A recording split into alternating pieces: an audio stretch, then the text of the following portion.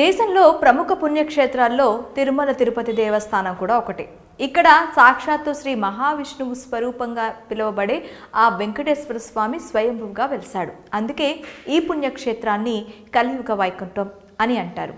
అందుకే నిత్యం దేశం నలుమూలల నుంచి లక్షలాది మంది భక్తులు ఈ తిరుమల శ్రీవారిని దర్శించుకునేందుకు భారీగా కొండకు తరలి వస్తూ ఉంటారు. ఇకపోతే ఈ తిరుమల కొండపైనున్న ఈ వెంకన్న స్వామికి ఎంత ప్రాముఖ్యత ఉందో ఆ తరువాత లడ్డూ ప్రసాదం కూడా అంతే ప్రసిద్ధిగా నిలిచింది.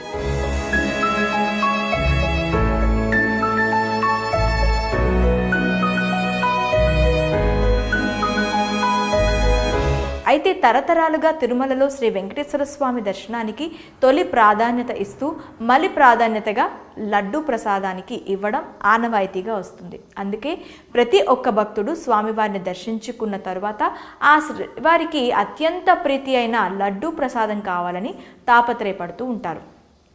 ఇందుకోసం భారీ సంఖ్యలో భక్తులు క్యూ లైన్లో నిల్చుంటారు. మరి అంతలా ప్రసిద్ధిగాంచిన ఈ తిరుమల తిరుపతి లడ్డూ ప్రసాదం విశిష్టత ఏమిటి, దీని వెనుక ఉన్న చరిత్ర ఏమిటి అనే ఆసక్తికర విషయాలను ఇప్పుడు తెలుసుకుందాం. తిరుమలలో ఆ శ్రీవారి లడ్డూ ప్రసాదం వెనుక చరిత్ర ఏమిటంటే, క్రీస్తు శకం 1444లో తిరుమలలోని శ్రీవారికి సుఖియం నైవేద్యం సమర్పించేవారు. ఆ తర్వాత క్రీస్తు శకం 1455లో అప్పం, క్రీస్తు శకం 1461లో వడ, క్రీస్తు శకం 1469లో అత్తి రసం పేర్లతో తయారు చేసిన ప్రసాదాలను స్వామివారికి నివేదించేవారు. అది కాస్త క్రీస్తు శకం 1480లో మనోహరం పేరుతో తీపి పదార్థాన్ని నైవేద్యంగా స్వామివారికి సమర్పించడం జరిగింది. ఇదే కాలక్రమంగా క్రీస్తు శకం 1804 సంవత్సరంలో ఉమ్మడి మద్రాసు రాష్ట్ర ప్రాంతాన్ని పాలించే ఈస్ట్ ఇండియా కంపెనీ హయాంలో శనగపిండి పాకంతో తయారు చేసిన బూందీని ప్రసాదంగా వినియోగించే ఆచారం ప్రారంభమైంది. అదే భక్తులకు ప్రసాదంగా పంచేవారు. కానీ కాలక్రమంలో ఈ తీపి ప్రసాదమైన బూందీ రూపాంతరం చెంది లడ్డూగా తయారైనట్లు తెలుస్తోంది.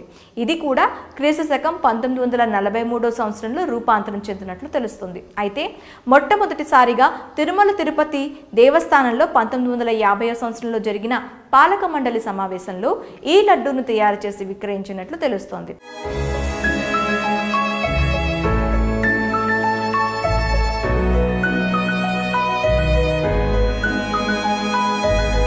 ఇక దీనికి కొలమానంగా ఒక పడి అని నిర్ణయించారు. అయితే ఇక్కడ పడి అంటే 51 లడ్డూల్ని అర్థం. ఇలా కాలక్రమంలో తిరుమలలో పెరుగుతూ వస్తున్న రద్దీ కారణంగా అనేక పడులు పెంచుకుంటూ వచ్చి చివరకు అనుసరిస్తున్న పడితరం స్కేల్ ఏదైతే ఉందో 2001 సంవత్సరంలో తిరుమల తిరుపతి దేవస్థానం వారు బోర్డులో తీసుకున్న నిర్ణయమే ఇప్పటికీ అక్కడ అనుసరిస్తున్నారు. అయితే అక్కడ 51 లడ్డు తయారు చేయడానికి నెయ్యి, బెల్లం, శనగపప్పు, యాలకలు, ఎండు ద్రాక్ష ఇలాంటివన్నీ ఒక కొలమానంగా తీసుకొని ముందు బూందీగా తయారు చేసి ఆ తర్వాత దానిని లడ్డూగా మలుస్తారు.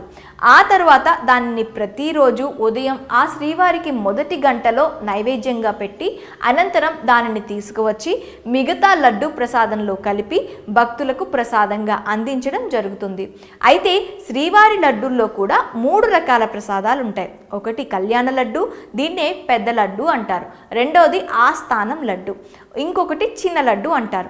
ఆ చిన్న లడ్డూల్ని భక్తులకు విడిగా తిరుమలలో అందిస్తూ ఉంటారు.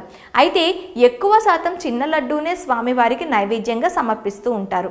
కాగా ఈ లడ్డూ ప్రసాదాన్ని తిరుమలలో వైష్ణవ స్వాములు తయారు చేయడం ఆనవాయితీగా వస్తుంది.